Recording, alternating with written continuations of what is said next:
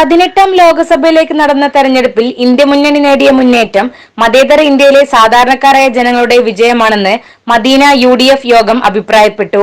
ഐക്യജനാധിപത്യ മുന്നണിയുടെ വിജയത്തിന്റെ ഭാഗമായി മദീന ഹോട്ടലിൽ ചേർന്ന യോഗത്തിലാണ് നേതാക്കൾ അഭിപ്രായപ്പെട്ടത്. ഇന്ത്യയുടെ ഹൃദയഭൂമികളിൽ പോലും മതേതരത്തെ ഹൃദയത്തിലേറ്റിയ ജനത ഇന്ത്യ മുന്നണിയെ ചേർത്തു പിടിച്ചതിൽ യോഗം അഭിനന്ദനം അറിയിച്ചു.